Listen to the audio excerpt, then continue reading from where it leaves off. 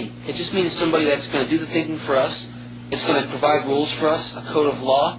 And basically, when we want that dark tendency to come out, we hire one of the other pantheon to come out and do it for us, like the war god will come out and take care of our dark desires, our masochism and our sadism. And we go to war, and we appease that. We take the valve out, and the politicians know when we need this. That's why we have this pentagram on the soldiers, because they're sacrifices to the god of Ares, which the pentagram essentially is a war symbol, also the Venusian symbol, but also a war symbol for the god Ares. So they wear this on their emblem, the oak leaf, the 5-point. And also this is a sacrificial offering to these gods. And here's Big Daddy. We have the cowboy, we hire the movie stars, we hire the muscle men, the wrestlers. We hire the clowns also, and the bad guy, right? The cigarette man, and the patriot. And we hire the muscle man with the guns. We hire these people for our politicians, and they're clowns and they're men in masks. The toy box is out, they're dressed in their one costume, and then they put the other costume. And then we just follow along. We forget all about it. We just lockstep, right in step. We're spoon-fed. Society spoon-feeds baby because baby doesn't want to do the thinking for themselves. The poor dears, they just want the information. They want the bottom line. They want the expert advice. We don't know any better. We just are trained to think that the expert's going to think for us. It's like eventually it becomes two bullies fighting over the woman, the archetype.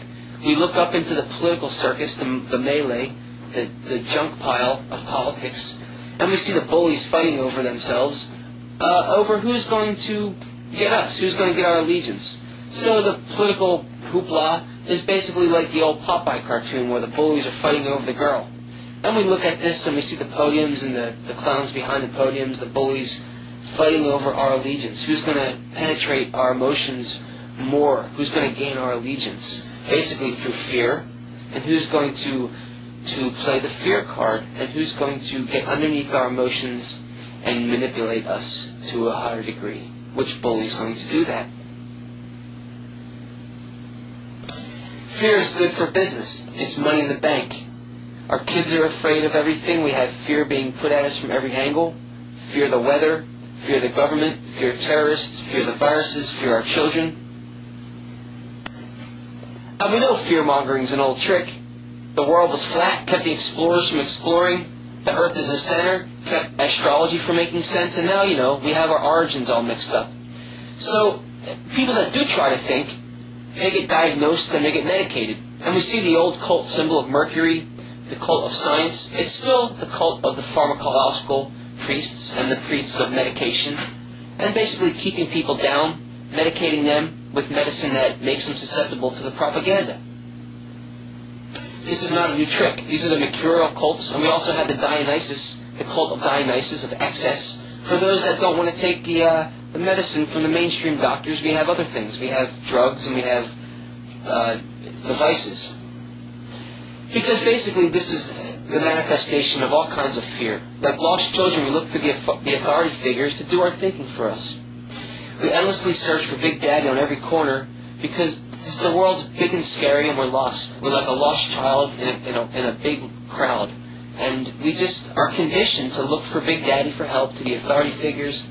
We're supplied all kinds of scapegoats. This is done through politics. Everybody is everybody else's scapegoat.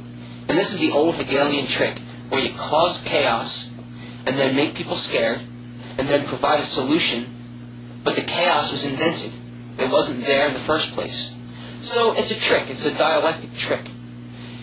The pharaohs used to pull this trick by creating a kind of chaotic state in the population by saying that the gods were going to eat the sun, and the pharaoh was the intermediary between the gods, and he intervened and presided over the sacrifices. And he kept things still and kept the sun coming out. And the same with the father looking in the closet for the boogeyman when the child has a nightmare. The child needs the father to look inside the closet for him. And the same, the pharaoh used to do that for the population. Because the limbic system is scary. Once the limbic system kicks in, because the organism becomes afraid, that's a neural circuitry, the limbic system. And that's the fight or flight instinct. It's guided by anxiety, and there's no rational thinking there. It's the eclipse of reason. So when people are in fear states, when they think that boogeyman's in the closet, when they think that diabolical force is going to eat the sun, when they think that political enemy is going to destroy our civilization, they repress, and then the old skeletons can come out as soon as the politicians want. And that's what the return of the repressed content is. The traumatized memories that have been forgotten, that come out in emotional moments and through emotional triggers and talismanic words by politicians. They invoke these concepts in people, and through that they influence the behaviors of massive amounts of the population.